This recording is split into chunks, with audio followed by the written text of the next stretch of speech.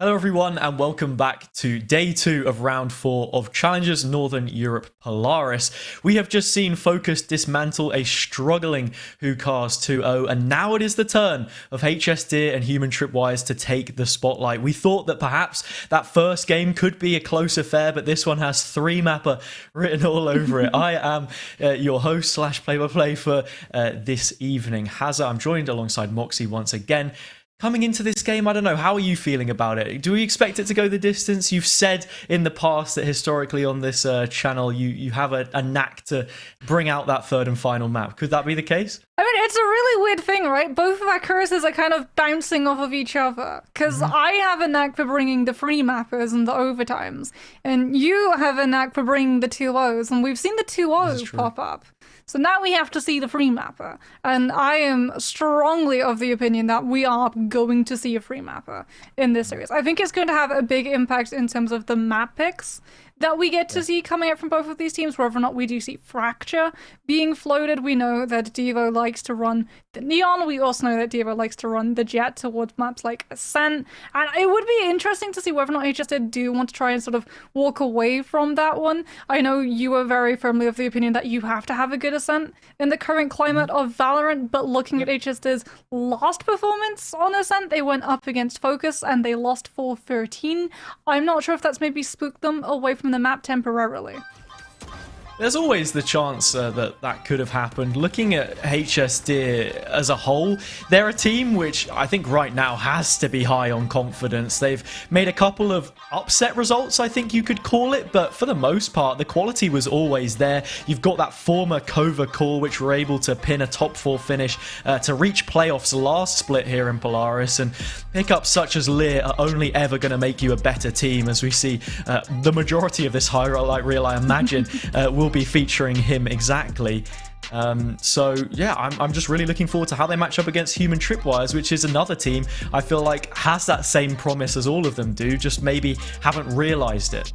Yeah, I'm really happy that Lear is finally getting to break out into the Polaris scene. He's been floating around it for the longest time. He was participating in Insomnias under the banner of Malik, and they would always do extraordinarily well. His duelist has always impressed, and I'm very glad to see that he still has that capable talent that he's now taken to the Polaris scenes, and we're getting to see his stellar operator work coming in onto maps like Icebox. Another player that I want to talk about is Vicious. However, previously the Viper lost Polaris for Team Kova. Massively impressed. He had some really good usages of Viper and was really able to lock Kova into some very strong map types in places like Bind, but Icebox as well. So it really does tie into the strengths that this team is currently bringing. Lear has that mechanical prowess to be able to pull out the Jet and really use the operator to make those Icebox defenses really hard to be able to break past, and that Viper with the Toxin Screen to be able to cut off the line of sight and make it extraordinarily hard to push either onto A or brute force your way onto B as quickly as possible really allows this team to flourish on that particular aspect of the map. So it might be an insta-ban for HSDIRR if they want to try and avoid that one. We will have to see. HSDIRR has plenty of capable individuals, like you said, and I think the same can, of course, be said for Human Tripwires. They brought in a couple, the only team to have really made some big changes when we look at the roster here. Devo obviously being that staple, but then you've now got the two of Eccles and Polvi coming in those last couple of matches. They've hit the highs and the lows, winning one and losing one then as a response. But with a week off to amalgamate this into a more cohesive team, I think there's every chance that they can continue to climb this ladder here. Players like Eccles, and you see here on the VT as well, and Polvi just deliver so much. We knew that they were capable when we saw them on the Barbers in the Beacon finals. Perhaps, you know, with that being my last broadcast, like you said, and it having all those 2-0s, there's a chance that they sweep things back and find something there. But, you know, that's a team which has now brought some of its own ideas with Eccles on the IGL role into this one, and it's a fusion which I'm not too sure where it sits at this point in time. And HSDIRR, another team with plenty of potential, I think is the perfect litmus test to see. Yeah, that's always the big question, right? How strong is the instruction steering this ship? Because, as you said, there are some very recent additions to this team. And normally, if you're like bringing someone new in, it isn't typically an IGL this late on into a tournament, and that is where we're potentially going to see some teething issues coming on through. But they've had a little bit more time to be able to stabilize this roster, and hopefully we're really going to get to see all of those changes show exactly why these players have been picked up, because mechanically they're all extremely gifted. It really is just going to come down to whether or not everyone is on the same page, because we saw in the last series exactly how series turns out when you're not all one cohesive unit working together. It does not end well. Yeah, you're only as strong as the sum of your parts, and one of those parts that we'll be able to speak to is Epps. All right, so we are joined here by Epps from Human Tripwires. Epps, it's a pleasure to have you on the interview. How are you doing? I'm doing very good. How are you guys doing? I'm doing fantastic, thanks. I have to notice very quickly before we ask you some hard-hitting Valorant questions, your monitor is very close to your face. Are you one of those players that likes to play, you know, super up close to the monitor? You feel it gives you the extra edge in game? Yeah, I feel like now I'm kind of far away from the monitor. Usually I'm even closer to it. It's just because I have the cam on top. It looks very close, I guess.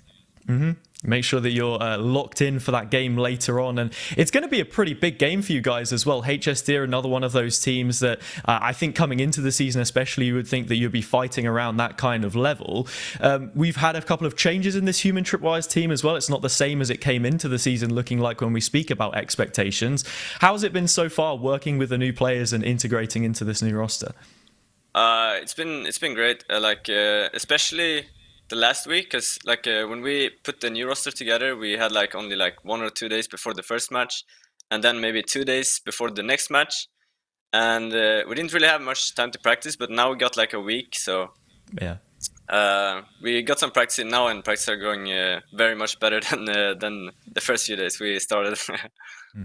I was going to say something else as well, is that your role has been fairly unchanged when you look at the players coming into the team as well. In terms of those scrims that you've been doing over the last week or so, the preparation, the time off, and how you've been using it, is there anything that you've been focusing on specifically within the team? Just fundamentals, getting to know each other, and getting to mainly just playing a lot together to get the chemistry going, so to say. Speaking then of something that has changed, you previously played with Angry Titans in the DAC version of the Challengers split. What's it like to come over from the DAC region and play in Polaris, given how stacked this roster is in terms of talent? Yeah, it's nice. We have a lot of experience in the team. Compared to my old team, we started from scratch pretty much. We're 5 unknown players, and we we practiced for a year until we actually got something out of it, I feel like. And now it's everyone is very experienced in our team, and yeah, it's it goes faster to get the team together, I feel like, but it still takes time to be a good team. And is there any specific rivalry between yourselves and Focus, another of the teams that crossed over from the DAC region and is playing in Polaris? I wouldn't say so. Only rivalry would be me and Lime, because we played together before, but we're pretty close friends. So now, I wouldn't say there's a rivalry between me and Focus now. All right, Epps, thank you so much for joining us in the interview. I'll be keeping a close eye on you later, perhaps not as much as you on your monitor, but yeah, best of luck in the series later on. Thank you. Yeah, I mean, look, I had my dinner earlier, but eating pixels is always a delectable dish, and we'll have to see if we can click some heads in the server as well. I mean, it's always a sort of question, right? How close are you to the monitor, and what angle is your keyboard at? I like to have mine on a slight tilt, just a little behind the head, little honestly. But you know, it's not the 90 that some gamers have. I don't know about you, Hazza. Yeah, like I said, I play behind the head. I'm on a flat screen with 30 ms latency. It sucks. But anyway, looking at a head-to-head and two players that don't suck as much would be the controllers for both of these teams. Eccles and Vicious. You spoke a bit about Vicious. I had my word with Eccles as well already. Looking at them comparatively, we just got to sort of draw. There are some similarities and differences in the way that they like to play. Yeah, it's really interesting because Vicious is actually mostly picking up the Sova at the moment, even though he was prolific for his Viper back in last year. Eccles likes to really favor that Omen at the moment, and you can see he's having a little bit more impact with it. His ACS is a little bit higher. Obviously, you know, the Sova is mostly there to help assist. The Omens can be really detrimental for the other duelist to walk into, but at the same time, it's sort of that same idea. Both the Sova and the Omen, or even the Viper, whether or not they're playing that, need to shut down opportunities for the other team to come in with those first kills. We talked about it a little bit the last time that we had stats come up, how important those first deaths and first kill numbers are in terms of long-term overall impact to each and every one of these rounds. Now we're going to be looking at the specific agents that are there to try and close the door on those opportunities. It's about how many supportive situations they can create for their teammates, both playing similar roles in the way that they want to try and assist their team as much as possible. Eccles as well, of course, being the one that steers the ship as the IGL of Human Tripwires. It's important that he is able to still be able to do that role, but then also focus on the game at the same time. And someone with the experience that he has on a variety of different rosters, specifically that experience with Team Liquid towards a VCT level, and then the Barbers, it was a bit of a mixture of both. So now he's landed quite softly here in towards Challengers, and I think that this is a good fit. Now going into the map vetoes, we get an idea to see where this one goes. You said you didn't want a fracture. I'm expecting an ascent to be common ground between these two teams. Drum roll, please. We're not gonna get either of them. I called it. There we go. Icebox immediately going to be banned out alongside Fracture from HSDIRR. And it is actually going to be Human Tripwires banning out Bind and Ascent. Interestingly enough, we're going to see Pearl again. We're potentially going to see Breeze if it does go to the full free mappers. But first up, we're going to go see Haven. And we just visited here. We've talked about some of the compositions that are extraordinarily strong on this map. We got to see the specific interactions and differences of picking a Fade and picking a Cypher, and the fact that the Fade in terms of overall value in all of the rounds that you have has more impact, but the Cypher can bring a lot more value in your defensive rounds. But do you want to risk that chance in case you have a really bad attacking half and aren't able to pull things back when the side swap?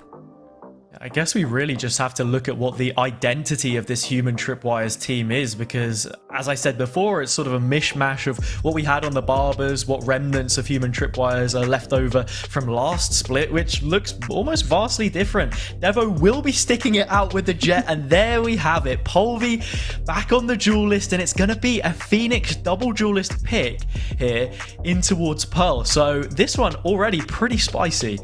Yeah, this one already extremely unexpected. This is quite literally a curveball in the mix. They've already played Haven twice. They played it once against Vamenos, where they ran Omen, Breach, Fade, Cypher, Jet, and then they played it up against Hukars, where they ran Omen, Breach, Fade, Cypher, Jet. The exact same composition. So now we're going to see the Killjoy come through. There's a Sova in the mix, an Astro's controller. Polvi going to be doubling up on that duelist role alongside Devo. HSDIRR are going to have a really tough time trying to coordinate early momentum at the starts of these rounds, because there's just going to be so many angles that they have to worry about controlling that Human Tripwires are potentially just going to overwhelm them with. It's an incredibly aggressive comp. I guess that was one of the real questions that you had to be asking, seeing Devo wanting to stay on the duelist role. Does Polvi continue to try and be that initiator, or drop back into the duelist role we expect and double up with him? We have our answer now. It's just the next question that follows it up logically is, how's that actually going to pan out? With them starting on the attack, it favors it pretty well, and already we're seeing that garage control being taken. And Fredden sitting back on C, just waiting for this explosion to come out. Recon ball going to immediately be shot out. Cypher cage to allow that dash from Devo to find a little bit more safety. Grab well forces Fredden to be able to just walk away from crossing back into connector. And it is going to be trades across the board, but unfortunately it goes the worst way for Human Tripwires. Stanley is down. It extremely difficult to make your way out from Garage if you don't have control of C-Long at the same time to overwhelm anyone anchored onto that site. And we see quite how advantageous it can be for the defense if they have control. You see as well a little chest bump there between the HSDIRR players, showing that morale is high. I've seen the clips on Twitter as well, and yeah, you know that these guys are feeling in their element right now. The confidence is high, and that is something that human Tripwires will have to find a way to overcome. But yeah, just if you're a fly on the wall of the HSDIRR comms right now, you're feeling happy, and Lear's probably screaming away as he's finding multiple of these kills. It's the first one at least, but Eccles is now pinned to the corner, so we'll need to expend a star if he's to escape. Well, Liz still going to be holding that angle over Box. They're even sending Fredden down to try and flush Devo into the position of the Marshal. That's exactly what happens. Cypher Cage to try and cover Fredden's escape, but it does allow human Tripwires to try and push away. HSDIRR still fully locked down that C site though. 2 players left for human Tripwires. Linkle is going to be taking control of Courtyard, not allowing them to move towards B on that rotation or even have a sniff towards Garage control. And now it's just Ebbs will be able to find one, but does get taken down by the wallbang. And HSDIRR looking firmly in control of Haven, despite the numbers of the sites being stacked against the numbers of their players. Good damage from human Tripwires there, though, to whittle it down to only 2 guns. There was some investment in the form of a couple of sheriffs, but yeah, Lear quite happy to just pick a few off. Lynxy a little overzealous on the angle there and punished for his neck breakage. His neck breakage? I don't even know what I'm trying to come up with here. Honestly, get me out of the kitchen. But yeah, human Tripwires, they've cooked up a full set of Vandals and they are ready to hit this one. Well, it looks like it's going to be an A push, as we see the TP from Lynxy. Just getting information onto A long before backing on up from ramps before those rifles can rip into the Omen's flank. And human Tripwires are being very methodical. Look at this from HSDIRR. Those angles, but it is going to be a really cheeky rotation from HSDIRR. Human Tripwires expecting it. Still lose Stanley, but it is a trade 1-for-1. Yeah, human Tripwires just trying to send their way through. Here they go, finally in towards the site. Devo goes up, over and around to find 2 kills onto the anchors of the site, and Vicious forced to just back away for a moment as Lear has activated himself on the flank. Bulldog in hand, Eccles does have the superior weaponry, but perhaps not the aim to match. That's a very nice kill to back things up. Devo's just charging this one down. Should be a free kill off the back of the tag. And now Lear 1v3. Has a Vandal, but so many angles to contend with. Polvy spams away, and through the smoke, human Tripwires find their first. It's always going to be a tough one when you're 1 versus 3 and you drop that Clyde, but just trying to get information, dash onto the spike, flush out a couple of positions from the members of human Tripwires, as we do get to see Devo just really well use of that jet mobility to be able to catch unexpectedly onto HSDIRR set up on that A site. Thinking that they had control of short, not going to unfortunately be able to find it in that round, as human Tripwires will be able to take the first round. But here is where things get real dicey. This is the true test for attacking teams on Haven, when you're staring down the barrel of an op. Lear connects the leg shot onto Devo, so only 30 points of health for their entry now. Fredden with the aggressive camera finally spotted out, perhaps even from a radar call out. Oh, that's Lear posted up from the one-way. Yeah, this is an interesting angle. More than anything, it just denies that wide swing from the top, because really you're not looking at someone pushing through it when you're holding with an operator. And Devo may just go for this second attempt and have the full load of HP cut off him this time around. Not only are they cutting off health at the moment, they're cutting off time.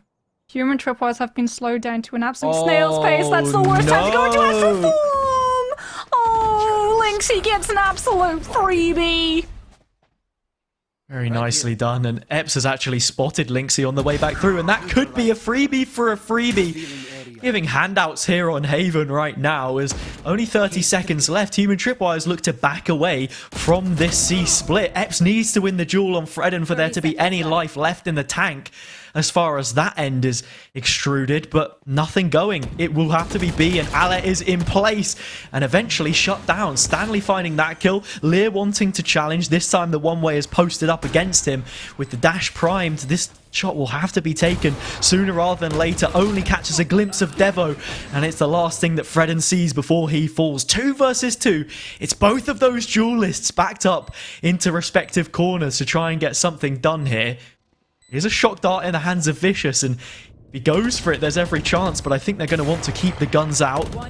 Shorty for the close angle, but Vicious finds it. Lear can post up. Instead, Polvi wins it and actually finds both. 2 kills for him and 2 rounds for Human Tripwires. Human Tripwires with that double deal. It's like they have so much control. And also allowing them to really be able to back on up out of that space. Devo has the Bladestorm already up as well. It could have been absolutely killer that he was the one to go down first, denying that ultimate, to potentially really quickly be able to turn onto the members of HSDIRR who were peeking out those duelists, looking for that angle to secure the safety. Force one to peek as your other goes for that defuse, but it doesn't quite happen. HSDIRR aren't able to start that defuse and force Human Tripwires into an uncomfortable position. As Lear trying to grab that ult up and equalize the Bladestorm charge is going to be denied once with the grab. Well, now with the op, he tries a second time, and that's a little bit too gutsy.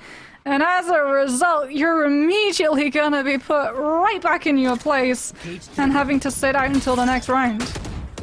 I was a little confused what Lear was trying to do there by taking the orb. I assumed that he would be trying to find the first gate out of there using the tailwind, but no, double dips it and ends up dying to Devo. A good entry for them to have. HSDIRR not fully invested into this round, but they have put most of their eggs in the C-site basket yet again, and this could prove problematic as Human Tripwires start to move through. They'll have that recon. The curveball first to entry as Polby is away out the gates, and he's finding at least 1 kill. Fredden up close with the Stinger, will try and do any more. Has been tagged out, but Human Tripwires still haven't fully committed to the site. Will allow both pings of the Neural Theft to go off before they finally do. Ale with a singular kill, and upgrades to the Vandal. Spike planted. Spike down. It is just Ale at the moment holding down the fort. For HSDIRR, Human Tripwires able to back all the way out into the confines of Ceylon, just keeping themselves planted that up, holding on to that angle in case Ali tries to swing out onto any member in Cubby or look for that defuse. It's a good lineup as well from Human Tripwires, making sure that they're not gonna get caught out. Eccles sees Ali trying to make a break for it up into a window, takes the breach down, and takes Human Tripwires another round up. Yeah, I think it's good that HSDIRR were able to find that pistol round and the anti-eco conversion, because just having the first couple of rounds on Defender's side here on Haven, it will always do you a world of good. I mean, we saw Focus perhaps take that to another level in the previous series, but yeah, it's a decent start for them to get off to. However, now Human Tripwires are starting to make something for themselves. This is your investment. 9 ultimates online coming into this round. Spacing will be so pivotal as to who is going to take the initiative, really, and stride away from their opponent in this first half. It could be an absolute nightmare for the observers in a matter of moments. Probably a nightmare to play-by-play as well if all of these teams throw in all of the ultimates, but we want to see restraint. We talked about it in the series, in the last series that we got to saw, where there was one round where you could really feel the momentum shift. And it was the round where everyone threw in their ultimates, and the team that was down in economy as a result is not able to claw their way back into the series. We do not want to see the same happen for either of these teams, and it's so important for HSDIRR, if they want to continue to buy this up, to hold on to those ults for as long as possible. As it is going to be run it back invested now. Human Tripwires using that Phoenix ult to get information and push forward. They figured out where Liz holding with the operator. They now know where to avoid. Here come some of those ultimates we were speaking about. Some people thrive in the chaos, others born in it. Devo able to prove that he is both by finding a kill there, and there's another one for you. Lockdown coming out to try and consolidate the site, but not before Ali's already in. Duel of the Fates as knives are tossed left, right and centre. Stanley holding firm, however, and making sure that the large hamster ball does go off and give them the room that they need to readjust. Both players moving now in towards Garage, and Vicious leaving it up to 0 guesses as to where his position might be coming from. Gallivanting out of spawn, the first nano swarm allows for Stanley to move a little bit deeper, and Devo has gone the opposite way. Moved into long with the operator, takes the shot and finds it. 3 for him, 4 for Human Tripwires, and well, I don't know how many ults were invested, but I'll have to count after the round. It feels like we can just run an episode of Sesame Street. By counting all of the ultimates that 6. HSDIRR invested, because yeah, it was a big one. It was 1 ultimate, 2 ultimates, way too many ultimates, if we're being honest. And we talked about, you know, the impact, the negative impact that it had on who causes rounds on Pro, where they threw in so many ultimates and unfortunately still lost the round. And HSDIRR are in the exact same position. They've ruined so many ultimates. They lost the round, they lost the operator. Now they don't have those ultimates to spin and survive. Stall out these rounds, shore up their economies to be able to afford that op sooner rather than later. This next round is all decided by Human Tripwires. They're deciding to take things slow. Don't want to run into any kind of a stack. Playing it incredibly cautious, trying to fire away and remove those tripwires early on, as we saw the shock dart do on the previous Polvi. Flashes himself, but not really a problem. The space still collected.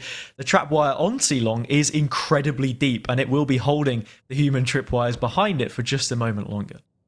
Yeah, you can see that Human Tripwires are very aware of the buy that they're walking into on the side of HSDIRR. They're checking those angles, they're making sure that no one's posted up with a Bucky or a Shorty or a Judge. It is going to be a clean push coming through from them. Drone to clear out long. Blaze Wall goes on up. But still, they're pulling back. They're wanting to draw out as much utility as possible from the side of HSDIRR. Knowing that that's going to be the only thing that this defense has to play around with, and it baits them into walking into the op. Cypher Cage buys HSDIRR a little bit of a respite, but it's not for long as the B push begins. Yeah, Vicious has got a lot on his hands and can only deal with one ensuer before he's taken down and pulled away himself. Here comes another pull of sorts, the gravity well for Eccles to convert. Lear finds yet another kill, and now it's a 1 versus 2. No cloud bursts from which to work here. The recon a little shy, invites the peek, and Polvi, the one on the operator this time around, finds the duelist counterpart. And I think the way that Human Tripwires have been playing this is quite interesting with Devo on the operator, because you're seeing 2 completely different playstyles. Polvi running it down, being the space maker, creating the room that they need, and then Devo just sitting back on these long angles, finding the kills necessary when we go towards the retake and the after plant. And they're working in different ways, but still to the same level of success. I mean, honestly, it's a sort of symbiotic relationship. Polvi creates all of that space so that Devo doesn't have to worry about peeking into Liv, because the Phoenix is the distraction tactic. And you know that the Phoenix can survive upfront and personal a little bit better than that Jet, with the fact that you now have to activate the dash, as opposed to the Phoenix, who can heal themselves, use the wall to step away from confrontation, and flash the angle so that they know that it's safe to check. Yeah, so in many ways in this comp, Polvi then becomes your initiator. We saw even then that he'd picked up the operator from Devo for a moment just so that he could quickly take some control towards sewers. That doesn't come of anything for the time being, and it seems like Human Tripwires yet again are going to be heading towards this B site.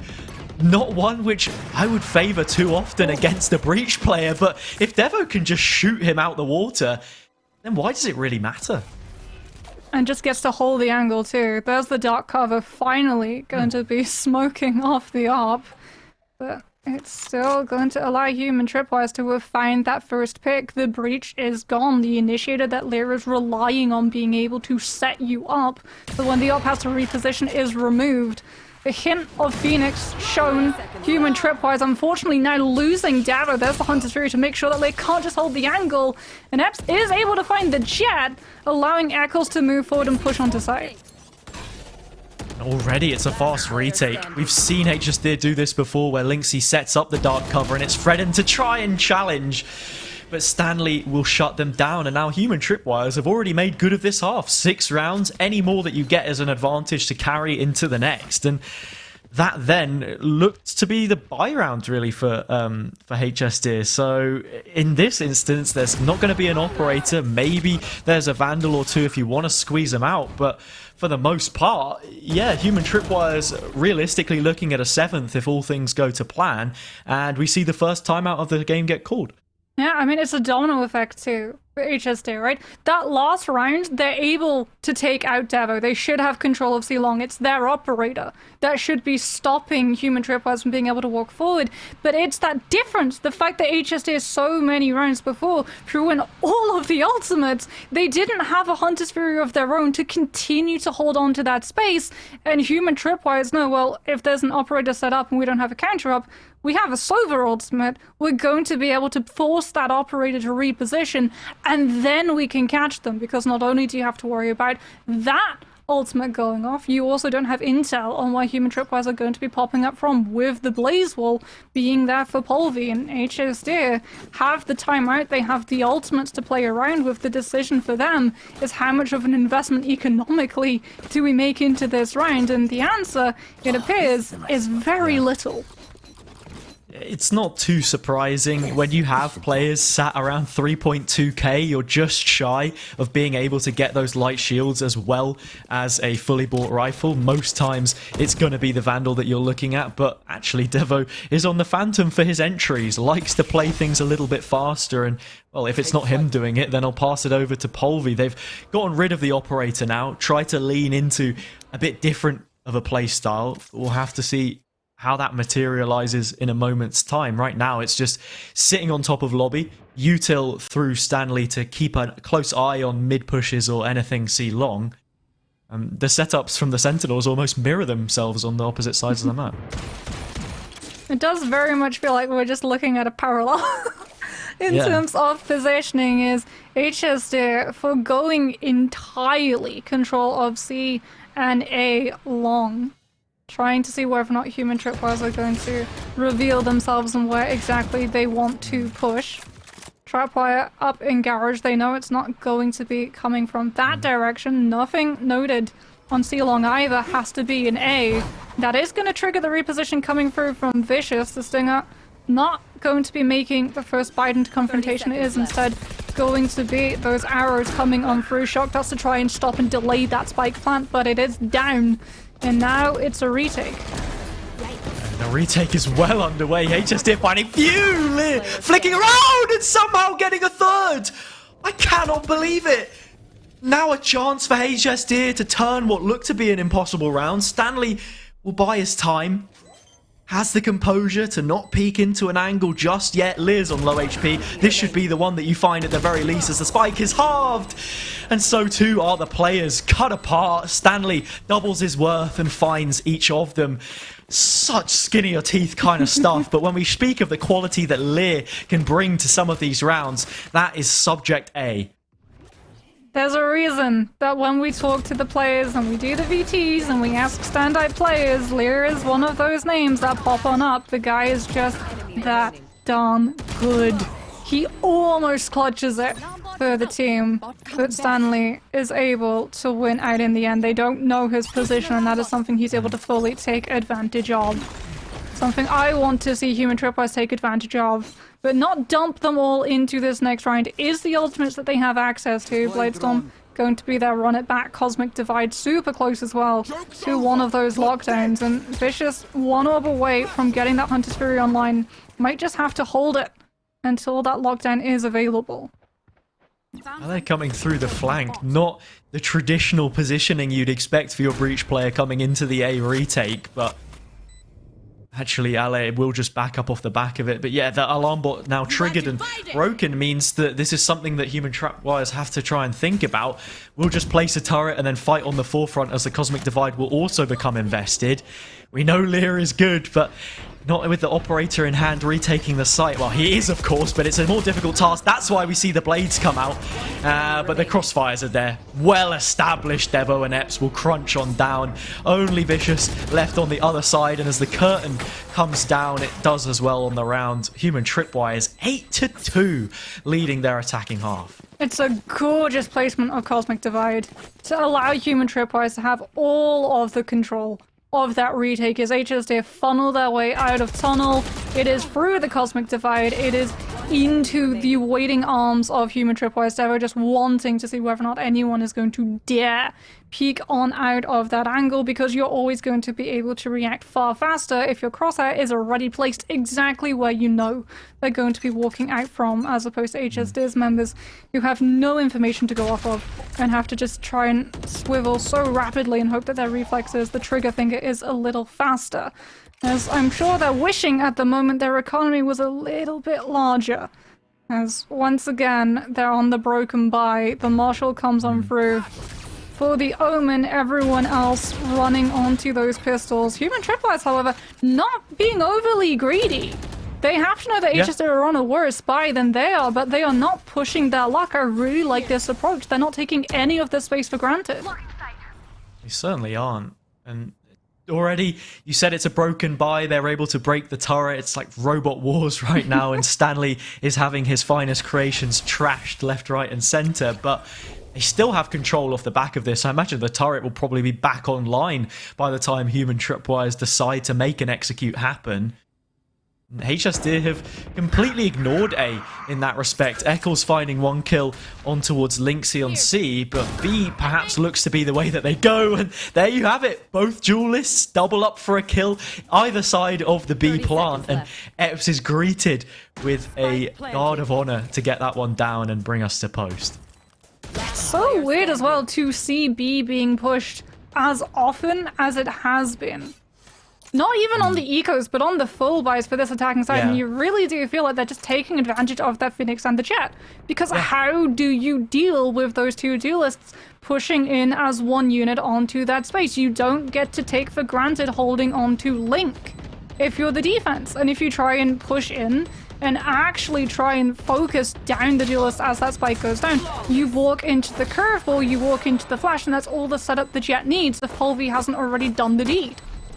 Last round before the switch. It's almost two different components to how Human Tripwires play. You're looking at Devo and Polvi being the ones that create the opportunity of the site, roll out the red carpet to be as they did before. Didn't see it on this round necessarily, but Devo also has that verticality. Polvi can go in on the low ground with the flashes and you can get an updraft in towards the more elevated parts of the site. But then once you go into the post plant, you look at the second part of the team. You've got Epps with the shock darts, Stanley with the nanos, and Eccles to follow it up on any kind of gravity well post plant util that you want to use. And even at that point, it doesn't feel necessary because they're finding the kills outright. Yeah, it feels, honestly, the way that they're playing this Phoenix and Jet, it's like someone gave a Breach a jetpack and an op and just said, here you go, go ham. Is HSDIRR definitely looking to go into this next half another round in the pocket. They need to find value in this last round. They've got the op, they have nothing left to lose. There's the Rolling Thunder to displace all of Human Tripwires, but there is no movement. The ultimate connected onto the attackers, and there's no follow-up. They back on out. The read from HSDIRR here is that Human Tripwires have been very lax in their control of a lobby, so they took as many liberties as possible. Yes, it's the sort of thing where you put your hand down the rabbit hole and get bitten by a fox when the Rolling Thunder does eventually come out there. But, you know, they've adjusted fairly well. They denied the execute from coming in then. This is surely just fake presence towards Garage to then enable the A-lobby recontest to then come back through, it seems, as Devo looks to be gearing this one forward. And Lynxie's bought it. No longer do we have Ale in position to deal with that. You've got to land all 3 bolts on the Hunter's Fury to break the lockdown, and the aim is true for Vicious, who will get it done, but they've conceded A, and now this will be a 5 versus 5, but one which Human Tripwires will look a lot more comfortable in, as they have done before. Yeah, Hunter's Fury already used as well, so they can't even use it to delay that spike and win off of time out. As HSDIRR, and they have to make their way through with very little utility on that Breach's side. In fact, none. Oh, and look at the util stacked up. You had the spy cam with the curveball ready to flash off the back of it. Players walking into crossfires, and the next to lower their head or into the guillotine will be Vicious. Stanley finds it, and we could be looking at another double digits half. Not if Lynxy has something to say about it, however. And looking at these post-plant positions, may be a little difficult to swing round the box. That's a 4 for Lynxy.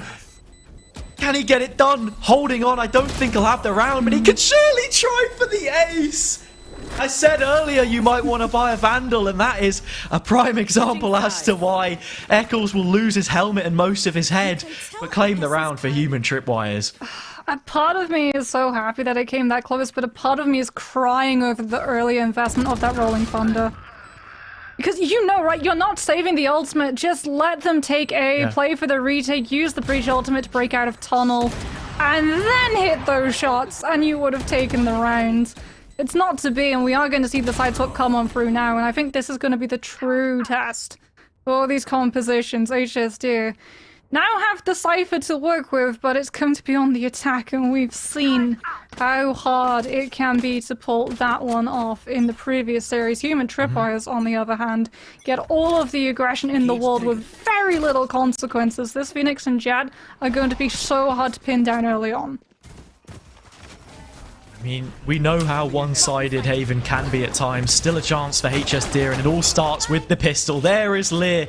It all starts with him 9 times out of 10 finding a kill towards Polvi as Eccles now looks into the retake. Lynxy caught unaware. Some stray shots nearly to find Lear as well.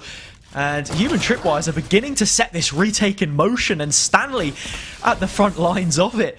Almost uncharacteristically on the Killjoy, doing some good damage. Vicious finds one through the Nebula, but the stick has already begun. That's a second. You've not found the diffuser. Oh, no. Epps is still going. Oh, no. They get it, Human Tripwires. Still a chance for HSDIRR to force up in the next, but that is not the way that you want it to happen. I mean, you found 2 players through the smoke. You do not expect the third to be the one sticking it. Yeah. But you have a frenzy. Just keep firing into the smoke. You know the spike is in there somewhere. You can hear the diffuse going off. It's like a box of Lego on Christmas Day. You know what it is, right? You got to just give it a shake and find out. I mean, the reload was there as well, and then it's part of me feels like it's the pressure getting to them. Like they know that they are so close to Human Tripwires walking away with this map. It is Human Tripwire's pick, however, so going into Pearl, I'm interested to see how that dynamic shifts, but there is the force buy that we expected, and Polvi, on one of the best guns that you can get in round 2, will be using the Bulldog to great effect. Lear taking garage control, but perhaps a little preemptive because there's nobody waiting here off the back of that challenge, and the players instead will move their way through long. So too will the players from Garage. They're all meeting up on the site itself, and Human Tripwires get the best of it. Lynxy in a CT smoke, dark cover, walks out and loses to a pistol in the form of Epps on the Ghost. 12-2. Human Tripwires may even run away with a bigger result than what we saw in that last game. Yeah, it was a really good usage as well of utility from Stanley, using those nanoswarms after getting that pick onto HSDIRR as they try and push through Garage. It forces their hand. If they want to go for C control, they have to move up long, and you can see Human Tripwires reading it like a book, like an absolute Sunday bestseller, as they know, okay, you can only push up there, we're going to group on up, and we're just going to shoot into you. And we have the better guns, so we're going to do the better damage. As it is match point now for HSDIRR, and look at how many Guardians this team has bought. We've seen so many ultimates invested from them, but now it's going to be the group of Guardians coming through and trying to find any damage that they can, any early pick that they can, before Human Tripwires are able to take this round. Oh no, here they come, the Human Tripwires duelists. It's almost like a pantomime every single time. They rock on up, and then there it is. This may just be the map, and that will come to a close. 13-2! Human Tripwires walk all over HSDIRR. You can throw that confidence out the window because they got absolutely rocked. I don't know, those first few rounds made it really look like maybe HSDIRR were going to do something, or that it was like building towards them having that stronger second half. But we barely got a look at it because you have a couple of forced investments, that FPX Guardian buy of old almost, but even then they hadn't won the pistols, so the economy just was not there. Yeah, again, it feels like the real turn in the tables for this team was that one round where we see so many ultimates invested, but for HSD, they invest more and they lose. And they never really recover financially from that overinvestment. We even start to see some really weird mistakes coming in to try and cover up for it.